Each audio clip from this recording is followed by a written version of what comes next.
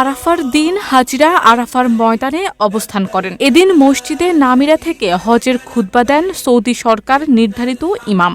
হজের খুতবা শোনার পাশাপাশি হাজিরা পুরো দিন আল্লাহর দরবারে দোয়া ও ইস্তেগফারের মাধ্যমে দিনটি অতিবাহিত করেন। এদিন জোহর ও আসরের নামাজ একসঙ্গে আদায় করা হয়। এর পরের সময়টি আরাফা দিবসের দোয়া করার সর্বোত্তম সময়। এই সময় হাজিরা আরাফার ময়দানে নিজেদের নিজ নিজ জায়গায় অবস্থান করেন। কোরআন ও হাদিসে বর্ণিত বিভিন্ন দোয়া পাঠ করতে থাকেন। হাত উঁচিয়ে বিনয় ও ভক্তি সহকারে আল্লাহর দরবারে আবেদন জানান। আরাফার দিন জোহরের পর থেকে সূর্যাস্ত পর্যন্ত হাজিদের দোয়ার আমল অব্যাহত থাকে। এই সময়টি দোয়া করার জন্য উত্তম সময়।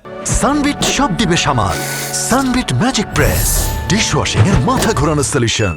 দোয়া শুরুর আগে আল্লাহর প্রশংসা ও তার গুণাবলীর বর্ণনা করা এবং রাসূলুল্লাহ সাল্লাল্লাহু আলাইহি ওয়াসাল্লামের প্রতি দুরূদ পাঠ করা উত্তম। এরপর মানুষ নিজের প্রয়োজন, আশা, আকাঙ্ক্ষা ও মনের ইচ্ছামতো দোয়া করতে পারে। দোয়ার সময় নবী করিম সাল্লাল্লাহু আলাইহি ওয়াসাল্লামের আরাফার দিনের দোয়ার পদ্ধতি অনুসরণ করাও সুন্নত। সেই দোয়াগুলোর মধ্যে অনেক কল্যাণ ও বরকতের বার্তা রয়েছে। শারমিন নিশু, ঢাকা পোস্ট।